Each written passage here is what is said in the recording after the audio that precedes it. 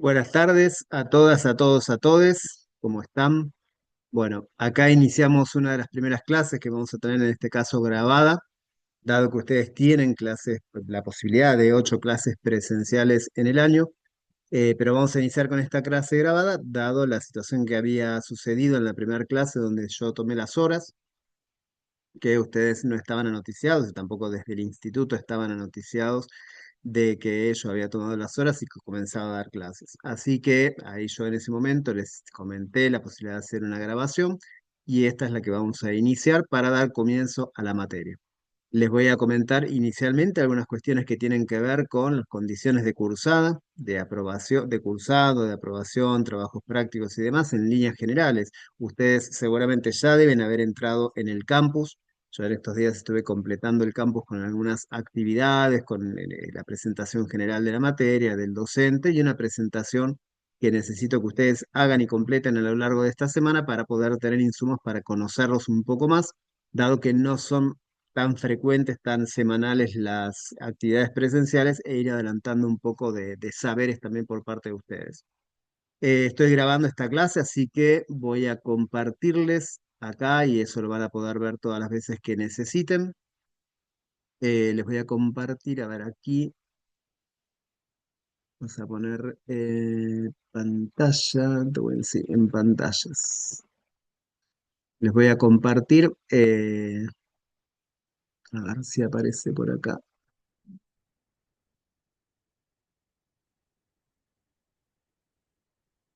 Vamos a ver si ustedes pueden ver, se supone que sí. Estoy compartiendo pantalla y esto se ve bien, así que vamos a ver si puedo compartirles.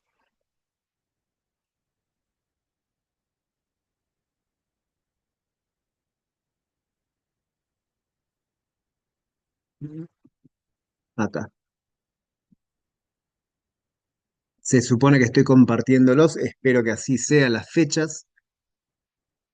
Las voy a ir mirando yo en la pantalla mía como para poder ir reflejando eso. Ahí tienen las fechas del 31 de marzo, 21 de abril, que ustedes no pudieron, no tenían clases porque todavía no estaba el docente asignado. La del 19 de mayo, que fue la clase frustrada. La clase que viene, el lunes 9 de junio, nos vamos a encontrar ahí presencialmente para dar continuidad al trabajo que vamos a iniciar en esta clase de hoy. Y después tenemos 4 clases más, ¿sí? En total serían 5 clases reales que ustedes van a estar teniendo conmigo.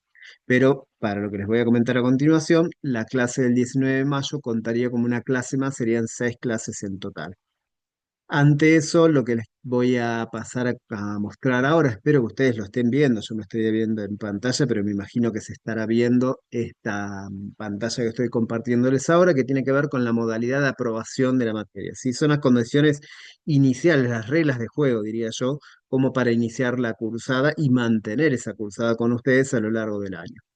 Dice que para aprobar la cursada de la materia tienen que tener una asistencia del 60% de las clases. Esto significaría el 60% de las clases presenciales.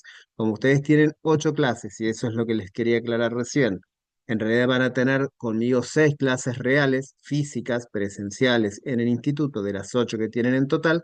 De esas 6 clases, en realidad el 60% representaría unas 4 clases. En teoría, ustedes 2 clases presenciales podrían estar ausentes. Ya una tercera clase que ustedes estuvieran ausentes, en realidad perderían la cursada. Si eso ténganlo en cuenta. Tienen que hacer la entrega y aprobación de trabajos prácticos que vamos a ir viendo a lo largo del año, una nota mínima de 4 puntos o más por cada trabajo. Ese trabajo va a tener posibilidades de recuperarse también, no es que se entrega una primera vez y si no está aprobado, desaprueban el trabajo y desaprueban la cursada. Tienen etapas de revisión. Cada trabajo va a tener su respectiva instancia de revisión, como dice ahí, y la aprobación de 2 instancias de evaluación parcial y sus respectivas instancias de recuperación. Eso también va a tener cada una de esas 4, parcial recuperatorio, segundo parcial, segundo recuperatorio, cada uno va a tener una calificación mínima de 4 puntos o más. Y la entrega y aprobación de una propuesta de actividad individual de extensión bibliotecaria a la comunidad, lo que nosotros le llamamos el trabajo integrador final, con una calificación mínima de 4 puntos o más también ese trabajo. Esas serían como las reglas de juego de lo que ustedes van a tener que cumplir a lo largo de la cursada. Por otro lado, para acreditar la materia, es decir, para el examen final, van a tener que cumplir con la instancia de evaluación final en los periodos de mesas de examen correspondientes y aprobar esa instancia de evaluación final con una nota mínima de 4 puntos o más. Y si optan por la modalidad, supongan que tienen que dejar la cursada por alguna cuestión o lo que fuere, tienen la modalidad de aprobación o de acreditación de la materia por examen final libre, y ahí tienen las condiciones de que tienen que rendir el día de la mesa de examen en la cual se presenten y se inscriban antes, por supuesto, en los periodos que correspondan a las mesas libres. eh, Tienen que aprobar un examen escrito con una nota mínima de 4 puntos. Una vez que aprueban ese parcial, sí o sí lo tienen que aprobar para continuar con esta instancia. En ese mismo día, en esa misma mesa, deben rendir la instancia oral. Y también en esa instancia oral tienen que sacarse una nota mínima de 4 o más puntos.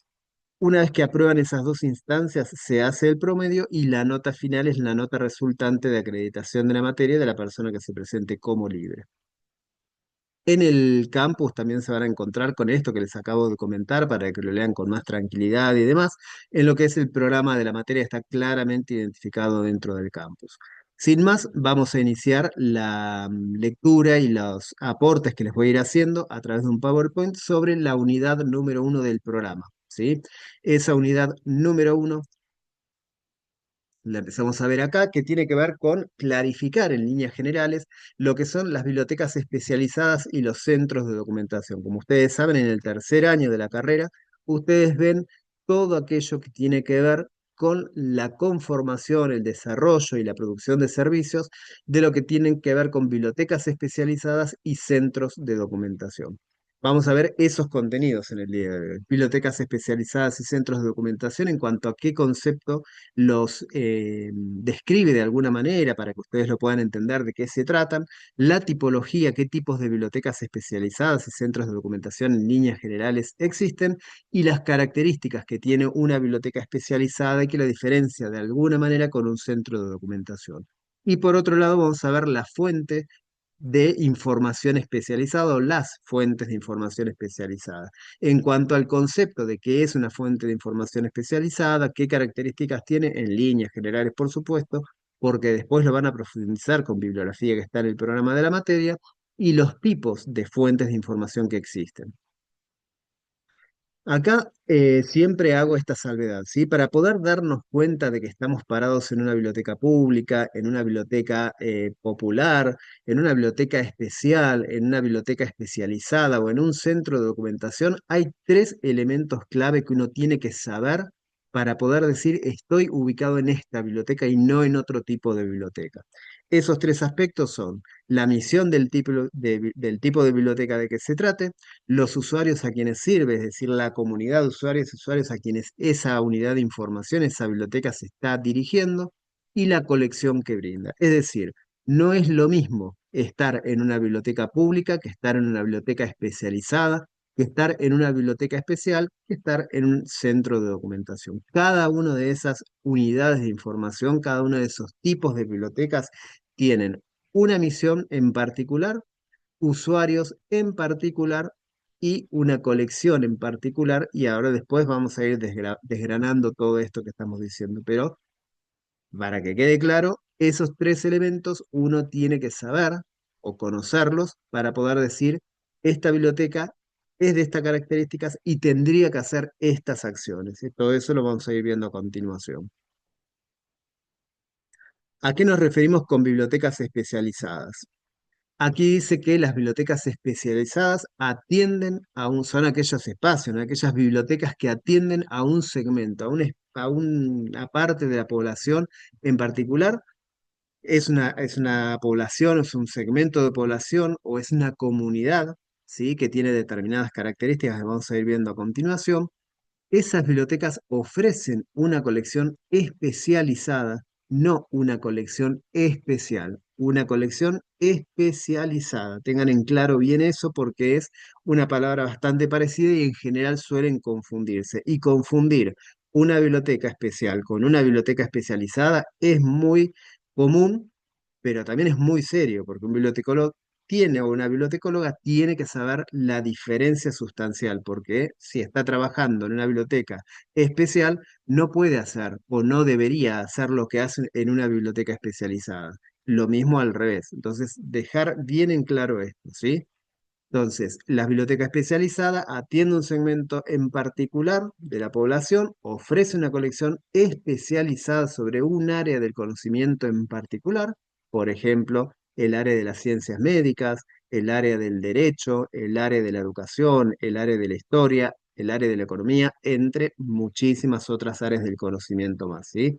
Esa colección entonces especializada es sobre un solo tema o área del conocimiento y los temas afines, ¿sí? Que son cercanos a esa ciencia. Y el nivel de desarrollo de esa colección es exhaustivo, ¿sí? El nivel de desarrollo del contenido de los materiales es exhaustivo. Eso significa que cuando uno hace el desarrollo de la colección, ese desarrollo de colección y esos procesos técnicos que hace sobre cada uno de los materiales es de un nivel exhaustivo, no es lo que se hace en una biblioteca pública o popular, que el desarrollo de la colección es general, que el nivel de trabajo, de proceso técnico con esos materiales es más general. En este caso, en bibliotecas especializadas, ese trabajo técnico es muy exhaustivo y tiene unos condimentos que no lo va a tener una biblioteca pública, una biblioteca popular o una biblioteca especial. Estas bibliotecas especializadas dependen en general de organismos públicos o de organismos privados concretos, ¿sí? Se excluye aquí a las bibliotecas universitarias, un poco como forzadamente ahí metemos acá también, o vamos a meter acá también a lo que son las bibliotecas de los institutos terciarios, ¿sí? Porque en realidad todo ese tipo de bibliotecas serían bibliotecas de corte académico, de carácter académico, ¿sí? Tiene una fuerte vinculación con lo que es una biblioteca especializada, pero la biblioteca especializada y el centro de documentación es mucho más exclusivo dedicado a la investigación. En cambio, las bibliotecas universitarias y las bibliotecas académicas, como por ejemplo, que engloba ahí las universitarias, las de los institutos terciarios, docentes o técnicos, tienen como función básicamente también la formación de las personas que allí integran a esa institución educativa, ¿sí? Ya sea la universidad o ya sea un instituto terciario. Por eso un poco como las dejamos como un poquito al costado de alguna manera. Sí podemos analizarlas en líneas generales en estos marcos, pero en general la dejamos a un costado como para dar cuenta bien de qué es una biblioteca especializada. ¿Qué objetivos tienen en líneas generales estas bibliotecas especializadas? Brindar información especializada y apoyar y colaborar en la investigación. Un poco lo que acabo de decirles en relación a la separación, el corte que hacemos con una biblioteca universitaria, por ejemplo. Acá tienen algunos ejemplos, ¿sí? Bibliotecas profesionales serían bibliotecas especializadas, es decir, la biblioteca del Colegio de Abogados, la biblioteca del Colegio de Ingenieros, una biblioteca de un colegio de médicos, de psicólogos, una biblioteca especializada en economía, por ejemplo. Digo, esos son tipos de ejemplos de bibliotecas especializadas. Por otro lado, también a nivel educativo, tenemos bibliotecas especializadas que son las bibliotecas de los centros de investigación. Acá me falta una, acá estoy viendo una palabra que en realidad dice centro de capacitación, investigación, centros de capacitación e investigación educativa, que son los CIES, ¿sí? Hay uno en cada distrito de la provincia de Buenos Aires, por ejemplo, y dependen del Ministerio de Educación. Y como les decía, un poquito acá forzadas, las bibliotecas de institutos superiores de formación docente y técnica, ¿sí? Que tienen una característica muy semejante, digo, en el tipo de funcionamiento y demás, pero no se dedican básicamente a la investigación, sino o a tener material para investigación, sino fuertemente para la formación de las y los estudiantes de esa institución y para la actualización de los docentes, ¿sí? ¿Qué función, qué misión y qué funciones tienen estas bibliotecas especializadas? Acá no me marca el tiempo, así que bueno, en algún momento me irá diciendo si se corta. Y si se corta, seguiré con otro video más, un ratito más. ¿Qué misión y qué funciones tienen las bibliotecas especializadas? Por un lado, proporcionan información a las personas que enfocan su actividad hacia temas especializados, generalmente para el desarrollo de estudios e investigaciones, ¿sí? Por lo tanto, entonces la misión, perdón, es proporcionar información especializada para el estudio especializado y la investigación. Otra de las funciones o de las misiones, facilitar procesos de investigación y de formación académica y apoyar y colaborar con material documental esas investigaciones. Fíjense que lo que hacen es apoyar con material documental esas investigaciones, por ejemplo. Ahora vamos a ver, cuando hablemos de los centros de documentación, un poco la diferencia que hay con una biblioteca especializada. ¿Qué tipos de usuarios tienen las bibliotecas especializadas? Personal de la misma institución.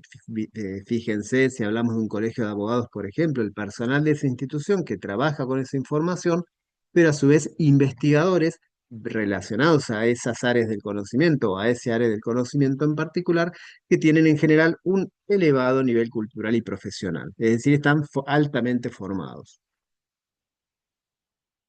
Cuando hablamos también de bibliotecas especializadas, tenemos que hablar de los servicios que incluyen o que incorporan esas bibliotecas especializadas, que en muchos casos no se diferencian mucho de los servicios que tiene un centro de documentación, ¿sí?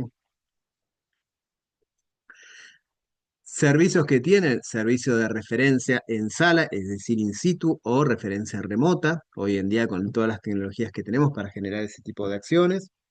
Servicio de lectura en sala. Muchas veces se dice servicio de préstamo en sala. En realidad es más propio hablar de servicio de lectura en sala porque básicamente lo que uno hace es prestar el libro para que la persona lo consulte ahí en la sala, ¿sí? Por eso se diferencia de lo que es el servicio siguiente que está mencionado ahí, que tiene que ver con el préstamo a domicilio. Otro producto que en realidad lo ponemos acá como servicio, pero en realidad genera un producto, ¿sí? Virtual.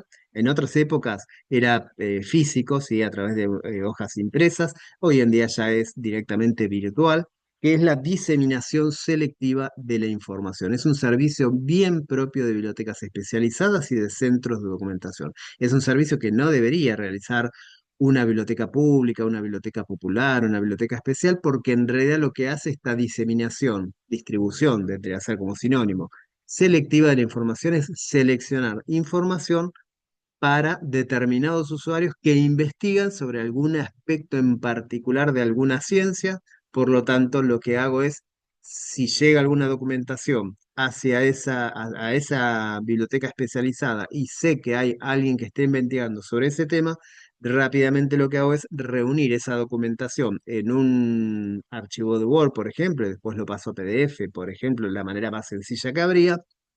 Hago las referencias, ¿sí? Las citas bibliográficas de ese material y se lo envío al o las usuarias, usuarios que sé que seguramente ese material, por lo que yo conozco que ellos investigan, les puede llegar a servir.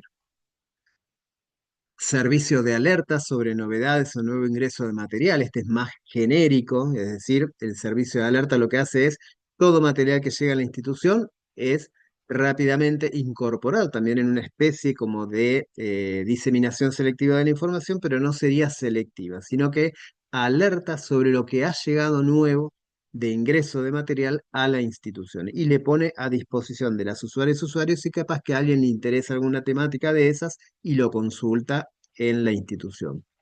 Los catálogos en línea, por supuesto, ahí se me pasó la diapositiva, los catálogos en línea, el préstamo entre bibliotecas, llamado comúnmente préstamo interbibliotecario, que no es tan común, pero puede ser de utilidad también en algún momento, y la formación de usuarias y usuarios para el uso del material y para el conocimiento de cómo se maneja una institución de estas características en el uso del material, ¿sí? Para el acceso a ese material.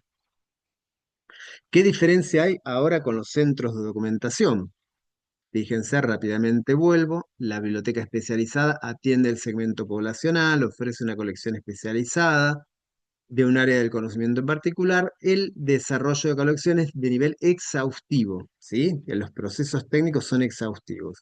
Llegamos rápidamente al centro de documentación y ahí nos dice, a diferencia de la biblioteca especializada, que es un organismo o son organismos que desarrollan tareas de documentación, ¿sí? Producen documentación, básicamente los centros de documentación. Y hay manejo y difusión de información en diversos grados.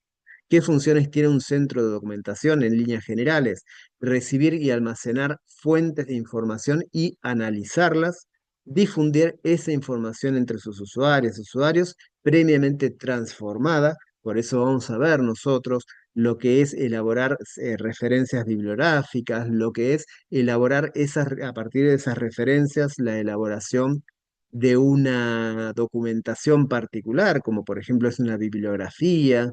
Existen también otro tipo de documentos que se pueden llegar a elaborar como informes, reseñas, síntesis, y entre esas funciones también los centros de documentación tienen como función muchas veces generar resúmenes o síntesis del contenido de los materiales, de cada uno de los materiales que allí contienen sus colecciones, ¿sí? El famoso resumen como proceso técnico.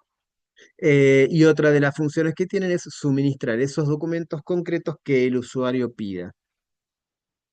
Misión y funciones de los centros de documentación: centralizar, organizar y difundir la información sobre un área del conocimiento y temas afines. Fíjense que lo que estoy leyendo no es tan diferente de lo que es una biblioteca especializada. Lo que hace un centro de documentación básicamente es trabajar con la documentación y producir otra documentación en líneas generales a partir de documentación primaria, de documentación secundaria, que lo vamos a ver ahora como las fuentes de información especializada, que es el segundo tema dentro de esta unidad.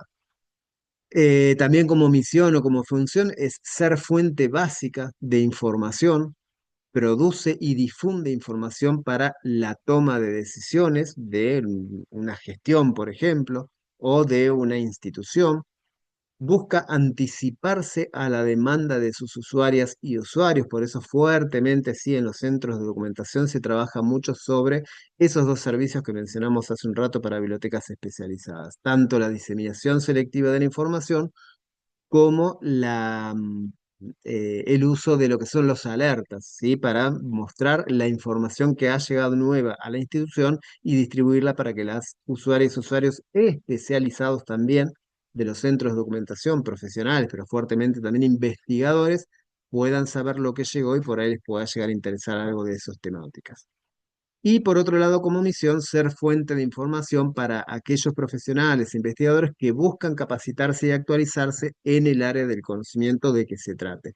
Los centros de documentación en general, también como las bibliotecas especializadas, suelen estar en organismos de carácter público, estatal, y también en organismos privados, ¿sí? Por ejemplo, siempre digo que YPF, por ejemplo, cuando era privado también, pónganle que tengan en cuenta que en una época fue también privado, YPF y demás se privatizó, ahora está como ahí a mitad de camino. Tenía un centro y tiene un centro de documentación, por ejemplo, ¿sí? OSDE seguramente tenga algún centro de documentación, alguna biblioteca especializada. Digo, cuando hablamos de organismos privados, en general suelen tener este tipo de espacios para organizar la información. Ahora les voy a dar una característica más del origen de estas bibliotecas especializadas y estos centros de documentación. Eh, y por último, como les decía, como misión y como funciones, ser fuente de información para aquellos profesionales e investigadores que buscan capacitarse y actualizarse en un área del conocimiento específica y particular. Como les decía hoy de las bibliotecas especializadas, ocurre lo mismo con los centros de documentación. Cada ministerio tiene un centro de documentación. Básicamente yo trabajo en lo que es el centro de documentación e información educativa, ¿sí? Un centro de documentación en educación que es parte del integrante del Ministerio de Educación. Fíjense que acá yo les había puesto como segunda misión, ser fuente básica de información, producir y difundir información para la toma de decisiones. ¿Por qué? Porque en realidad esa función también la cumple un centro de documentación, es brindar información a los integrantes de la organización mayor y se nutre también de la información que produce esa organización mayor que es el Ministerio de Educación. Todo lo que produce el Ministerio de Educación, lo digo entre comillas, debería formar parte integrante de las colecciones del Centro de Documentación e Información Educativa, ¿sí? Para poder contar con esa información y poder brindar esa información también a la comunidad de usuarias y usuarios, que no sería una comunidad en general, sino una comunidad especializada, y esa comunidad serían todas aquellas personas interesadas en investigar y en conocer sobre ese área del conocimiento en particular, el área de educación, el área de economía, el área de ciencias sociales, el área de filosofía, digo, hay centros de documentación seguramente también por cada área del conocimiento. ¿Qué otras características o acciones generan estos centros de documentación? Examina y evalúa minuciosamente las fuentes primarias y secundarias de información técnica y científica. Fíjense lo que dice claramente ahí. Examina y evalúa esas fuentes primarias y secundarias. ¿Para qué? Para producir nueva información. La función básica es transformar esas fuentes primarias de información científica y técnica en productos que sean utilizados directamente por los usuarios. Y también como característica mantiene relaciones a nivel nacional e internacional para aprovechar las publicaciones periódicas de todo el mundo, ¿sí? Y en este caso también hoy en día hay tecnologías que fuertemente trabajan sobre estas relaciones a nivel nacional e internacional. Ya no hay tanto el vínculo del centro de documentación, por ejemplo, con otros organismos internacionales, sino que ya hoy los repositorios de información, ¿sí? Los repositorios virtuales cumplen esa función porque allí están contenidas todas las publicaciones de acceso abierto en líneas generales que tienen distintos organismos, universidades y demás. Y ese es un poco el trabajo también que un centro de documentación realiza, ¿no? Tener su repositorio con la información que produjo la organización mayor. ¿Qué tipos de usuarios tienen los centros de documentación? También profesionales, funcionarios, empresarios, científicos y personal e investigadores con un alto nivel profesional exigentes en la búsqueda de información porque están investigando y que buscan información actualizada y de rápido acceso. Por eso las publicaciones periódicas son uno de los elementos centrales en líneas generales en centros de documentación, en bibliotecas especializadas, porque es la información más actualizada que suele surgir. Antes de escribir un libro con su tesis o basado en su tesis doctoral, en su tesis de maestría, una persona lo que hace primeramente siempre es producir ese tipo de información sintetizada en una publicación periódica, en un artículo para alguna publicación periódica, ¿sí? Después, más adelante, cuando termina su tesis, termina elaborando generalmente un libro, ¿sí? Basado en su tesis doctoral, de maestría o de lo que fuere, pero antes siempre hace artículos de publicaciones periódicas. Y también suelen tener usuarios institucionales, que son instituciones que están especializadas en el área del conocimiento de dicha unidad de información. Para darles un ejemplo, existe a nivel nacional la Biblioteca Nacional de Maestras y Maestros, ¿sí? Actualmente en realidad se llama Biblioteca Nacional de Maestros. Esa biblioteca para nosotros también es una institución especializada en el área del conocimiento nuestra, de los que trabajamos en el Centro de Documentación e Información Educativa, y para nosotros es un usuario institucional. Esa institución nos consultó en algún momento, nos sigue consultando actualmente, cada 2 por 3, sobre algún material específico de provincia de Buenos Aires relacionado al campo educativo. Para nosotros, perdón, eso es un usuario institucional, ¿sí? Y por último, respecto de los centros de documentación, los servicios, como habíamos mencionado, también muy particulares para las bibliotecas especializadas. Ambos comparten muchos de estos servicios. Referencia in situ, es decir, en el lugar, referencia remota, lectura en sala, préstamo a domicilio, DSI, servicio de alerta, como le decimos, principalmente, vuelvo a repetir, estos dos mucho más se encuentran en los centros de documentación, más que en las bibliotecas especializadas muchas veces. El catálogo en línea, el préstamo interbibliotecario, la formación de usuarios y usuarios, y acá le agregamos también servicio en muchos casos de traducción de material que está en otro idioma y de repositorios digitales o reservorios digitales de información producida por la organización mayor. Pasamos ahora sí al último tema de la unidad número 1 que tiene que ver con la información especializada, concepto y características. Recuerden el nombre de la materia y todo lo que acabamos de ver. Fuentes y servicios de información, ¿sí? Y yo le agregaría entre paréntesis especializada, ¿sí? Entonces, lo que estamos viendo acá es qué características tienen las unidades de información, qué tipos de servicios tienen en líneas generales y por último, qué tipo de información tienen, ¿sí? ¿Qué tipo de fuentes de información especializada tienen. Cuando hablamos de fuentes de información especializada, estamos hablando que es una información específica y detallada sobre un campo particular de conocimiento o actividad. Es información precisa, rigurosa y está basada en fuentes confiables. ¿Sí? Pero es información científica, básicamente lo que tiene, de qué está compuesta la información especializada.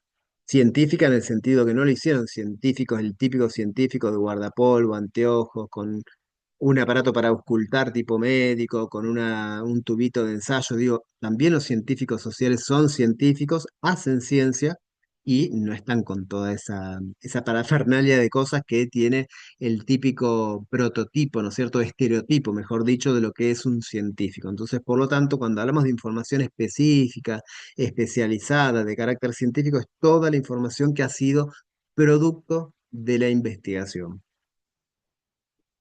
¿Qué características tiene la información especializada? Entonces es información precisa, actualizada, confiable, porque es resultado de investigaciones probadas, ¿sí? O que por lo menos fueron aprobadas por algún comité que evaluó esa tesis, que evaluó esa investigación, que evaluó esa tesina, por ejemplo. Es información original, es decir, la persona se puso a estudiar un montonazo de textos de otros autores, de otras investigaciones, pero a partir de esa información y a su vez yendo al territorio, yendo al campo, ¿sí? Cuando hablamos de campo es la realidad social, la realidad cotidiana de una empresa, la realidad de vida de una comunidad, lo que fuere que ese investigador va a estudiar, esa información que produce es producto de lo que estudió, de otros autores, de otras investigaciones, pero a partir de eso y de lo que esa persona vio en el campo de acción, produce información nueva. Esa información es información original. Por eso es la siguiente característica, profundidad. Es profundamente investigada. Por eso digo, cuando es en profundidad, es la profundidad del conocimiento que esa producción tiene, ¿sí? Y por otro lado, también tenemos que tener en cuenta respecto de la información especializada, que es fundamental para el desarrollo de la investigación, la toma de decisiones, el desarrollo profesional y la educación, ¿sí? Eso también es importante conocer. ¿Para qué es la información especializada?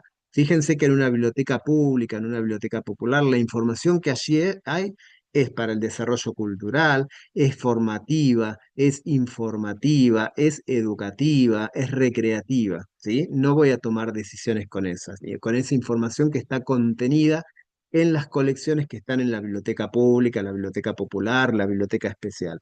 Esa información la uso para eso, para recrearme, para adquirir cultura general y demás. En cambio, la información que hay en bibliotecas especializadas y centros de documentación sí es especializada, es decir, es fundamental para eso, para desarrollar la investigación, que esa investigación evolucione, tomar decisiones respecto de eso que estoy investigando, desarrollarme profesionalmente y adquirir mayor grado de educación, ¿sí? Para eso es ese tipo de información. Bien diferente, como les mencionaba, de la información que les comenté que habría en una biblioteca pública o una popular, por ejemplo. ¿Qué tipos de fuentes de información especializada existen? Esto lo presento así en líneas generales y después lo vamos a ir profundizando también, porque de acá van a surgir trabajos prácticos que de a poco ustedes van a incorporar la lógica de cómo se trabajan las fuentes de información de distinto tipo, como allí ya aparecen, fuentes primarias, fuentes secundarias, fuentes terciarias. Una bibliotecaria, un bibliotecario futuro tiene que saber por qué existen fuentes primarias, secundarias y terciarias, porque en bibliotecas especializadas y en centros de documentación, esa información la van a utilizar con distintos fines y de distintas maneras, ¿sí? Es básicamente lo que una bibliotecaria o un bibliotecario en un centro de documentación, en una biblioteca especializada, va a realizar, trabajar con ese tipo de información para producir nueva información a partir de ello. Fuentes primarias son, como dice allí, las que contienen información original que no ha sido alterada, interpretada o analizada. Por ejemplo, tesis, tesinas, patentes, monografías, ensayos, documentos históricos. un documento histórico, de un acta de creación de una escuela, por ejemplo. Eso es un documento histórico, eso no ha sido alterado, es original, es una fuente primaria, ¿sí? En el centro de documentación, ahí les pongo un ejemplo para que se den cuenta, tenemos lo que es el proyecto jurisdiccional de archivos y museos escolares, ¿sí? En la provincia de Buenos Aires. Lo que busca es hacer o sensibilizar sobre la conformación de los archivos escolares, de los museos escolares. Por lo tanto, un documento histórico como el acta de creación de la escuela es fundamental para esa institución. Formaría parte de un archivo, por ejemplo, y es una fuente primaria, no ha sido alterada, ¿sí? Se creó originariamente y es un documento histórico inalterable de alguna manera.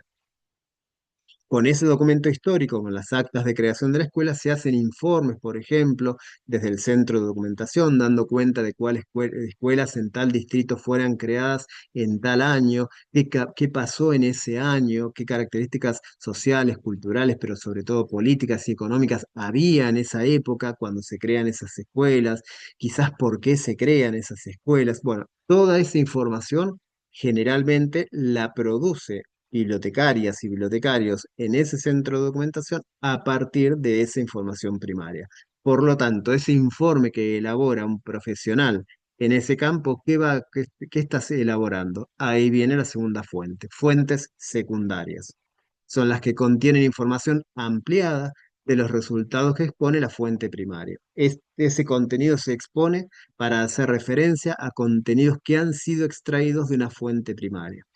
Libros, como les decía, de una tesis surge un libro, por ejemplo, ya es información secundaria, es decir, información analizada, ampliada y demás, artículos de revistas especializadas, informes de investigaciones, artículos académicos.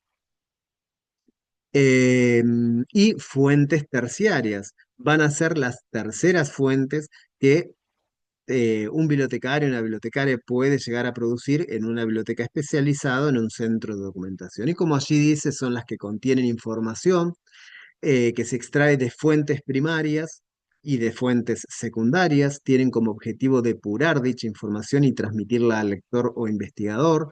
Por lo tanto, para encontrarle la lógica a todo esto y que a futuro en los trabajos prácticos y en el trabajo integrador final de esta materia ustedes van a terminar seguramente realizando alguna bibliografía. Es decir, tienen fuentes primarias, tienen fuentes secundarias y de esa información, por ejemplo, pueden armar una bibliografía. Una bibliografía en que consiste en un registro de referencias bibliográficas o de citas bibliográficas sobre una temática en particular, ¿sí? Por ejemplo, cuando nosotros hablamos del servicio de difusión selectiva de la información, ese servicio básicamente trabaja sobre la base de la elaboración de bibliografías especializadas, ¿sí?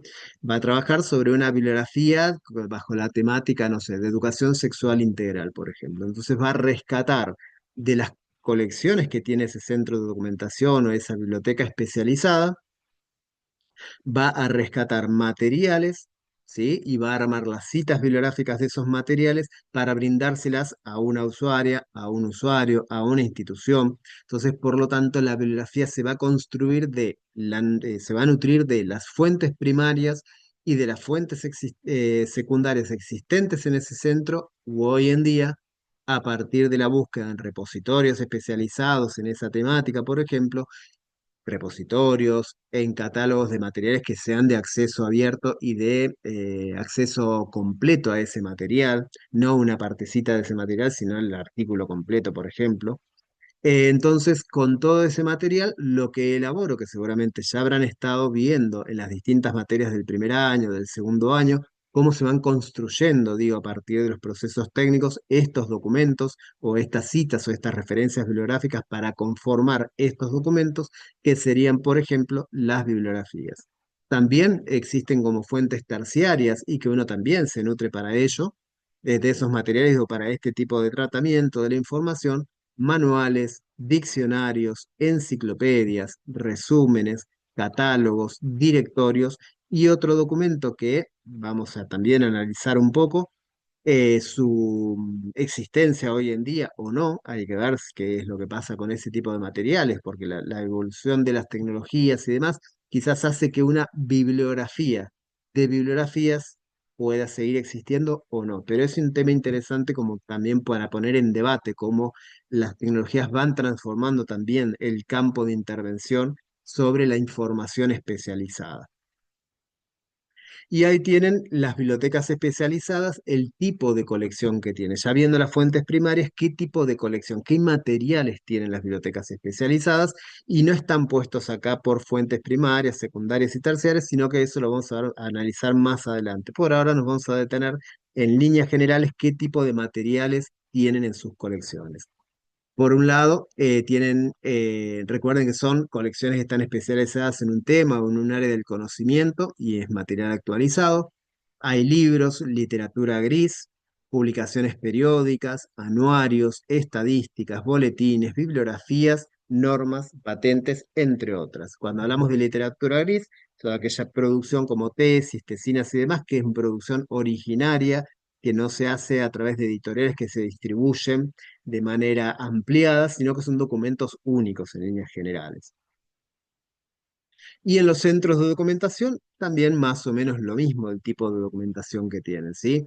Eh, Libros, literatura gris, publicaciones periódicas, anuarios, estadísticas, boletines, bibliografías, normas, patentes, tesis y tesinas. Fíjense que ahí está puesto publicaciones periódicas, ¿sí? En grande y en el anterior de bibliotecas especializadas también. ¿Por qué? Porque les explicaba hoy que las publicaciones periódicas son los materiales que tienen acceso a información actualizada de manera más rápida y accesible.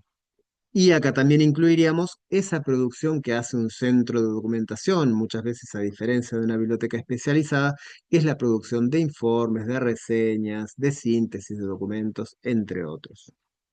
Y ahí cerramos esta presentación.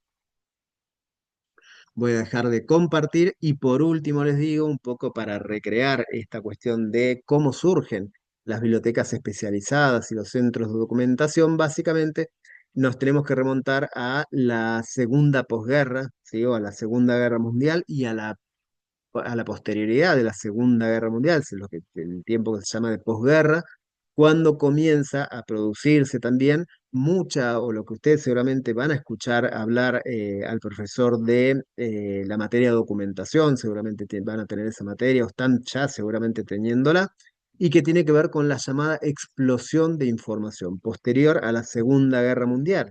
La guerra que se produjo, digo, a nivel mundial, pero básicamente una gran guerra entre Estados Unidos y la Unión de Repúblicas Socialistas Soviéticas, la actual Rusia.